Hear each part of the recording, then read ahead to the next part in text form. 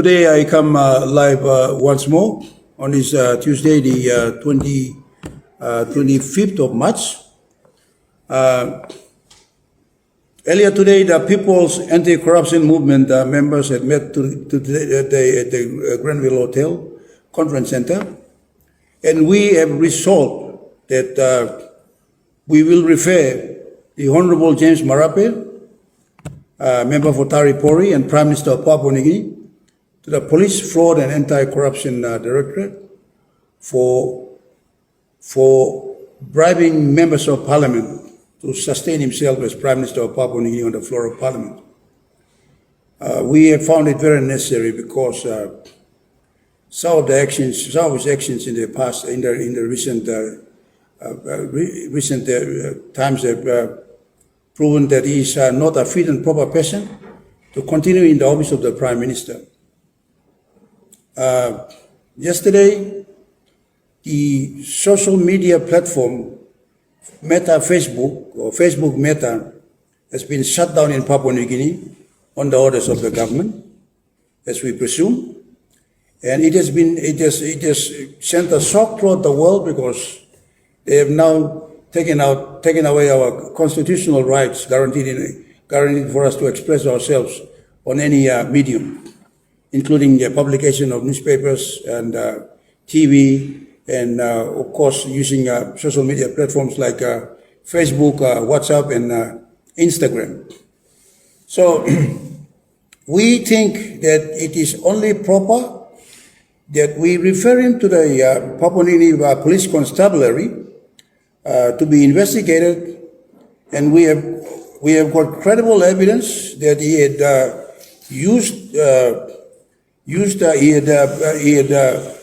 abused his office, and he had gone to bribe members of Parliament by luring them into the camps in hotels and buying their airfares. And we are also told that a lot of cash has been moving. We also have very credible evidence on funds paid out of the Department of Finance, the Department of Planning, and the Gaming Board, and all other government departments to members and their relatives or their proxies, their cronies. Monies ranging into the billions have been paid out to these to members of Parliament and their cronies and their associates or family members. And that is very serious, and it contributes to the breakdown of law and order in Papua New Guinea. And we won't allow that, as we have already promised to the country that 2025 will be the year of the restoration of the rule of law.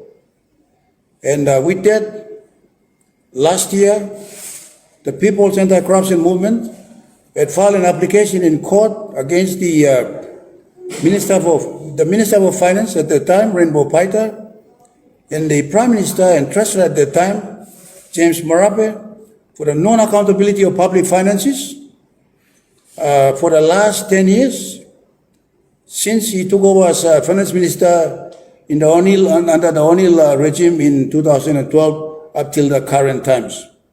There has been no published reports or fiscal reports presented to the floor of Parliament for the public view.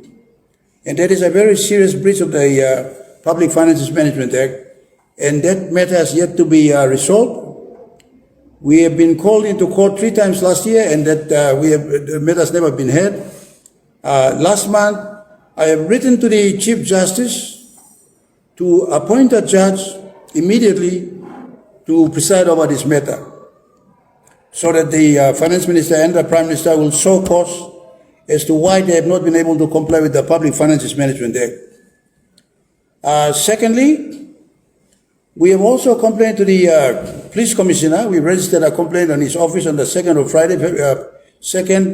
of February, Friday, 2024, and we complained that he should process the Prime Minister and all ministers and public officials who were involved in the Paraka scandal.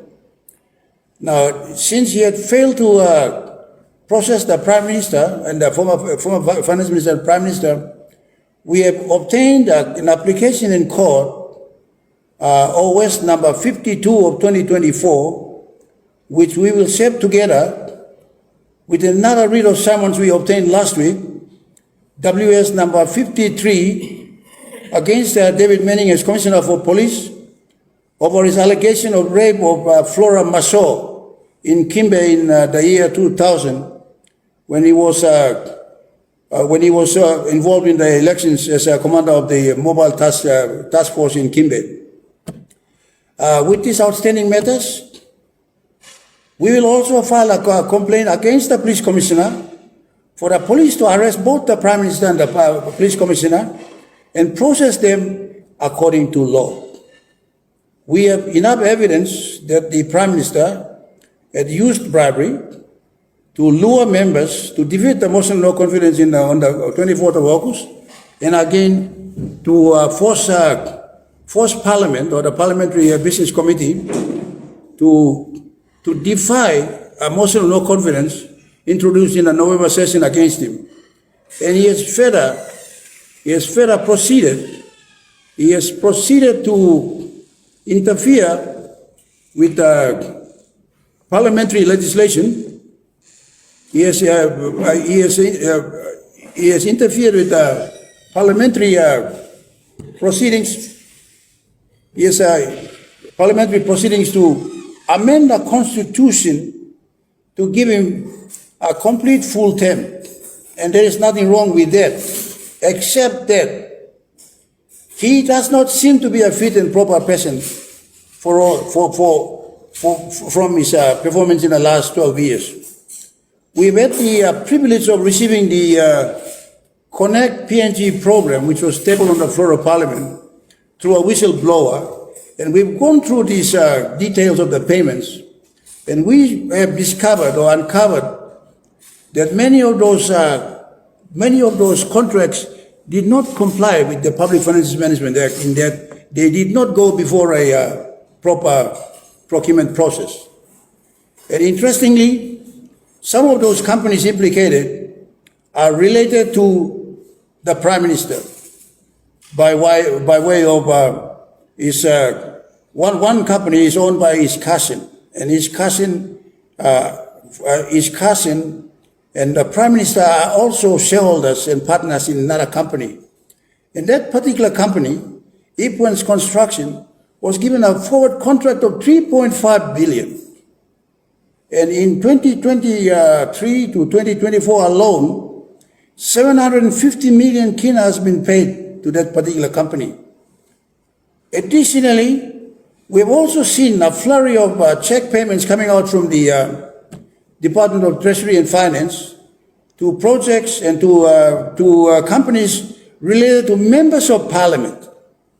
And we've got records that are there in finance, and we will be filing an application in the Court of Law to get orders from the court to print out, to publish all the results or all the information from the Department of Finance.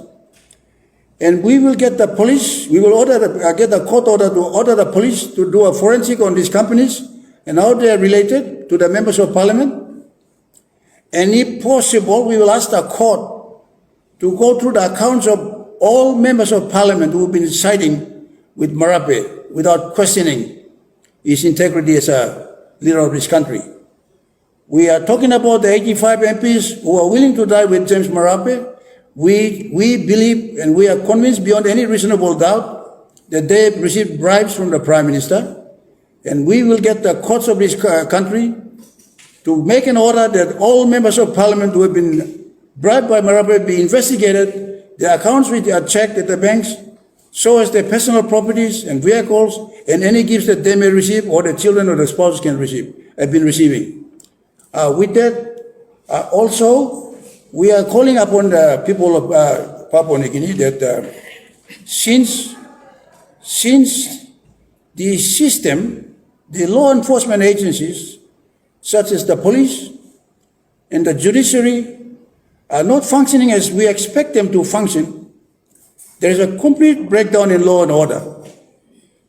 And therefore, we will file an additional application on the Friday, 27th of May, to restrain the police from interfering with the people of this country, as we are going to call on the nation to stage a peaceful stop work protest. The stop work protest right across the country, it will include public servants. We are talking about policemen, all members of the disciplined forces. We're talking about teachers, health workers. We're talking about private business people. We want to take action against corruption. You will stand for your country by stopping down for one day until the Prime Minister tenders his resignation to the Speaker of Parliament. This is not a dictatorship. We will not allow tyranny by anyone, including James Marape or anyone from his province or his political party. And we will not allow him to get away with that. We are calling on the nation to stop work on the Friday. And we will go to court to obtain orders that the police do not take any action against us, the members of the People's Anti-Corruption Movement, and our lawyers and all our agents from calling upon this, because we are exercising our constitutional right to exercise our guaranteed rights as stipulated in the Constitution. And with that, I call on all thinking Papua New Guineans, men, women, and children, workers, and youths, to stand up for your country on this one day, on the Friday, 28th of March, to do a nationwide stop work until the Prime Minister of the country tenders his resignation forthwith. With that, I'd like to thank all the audience and the people right across this country. It is our country, and we cannot just talk and waste our time. We are now calling for action, and we will all be responsible in taking back our country from liars and thieves. Thank you very much for watching me today.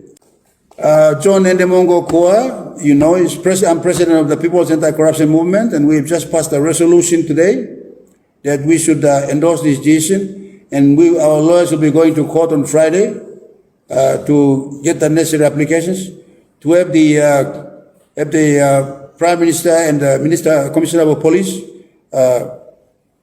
turn up in court to explain themselves in relation to our charges. Thank you very much for watching me.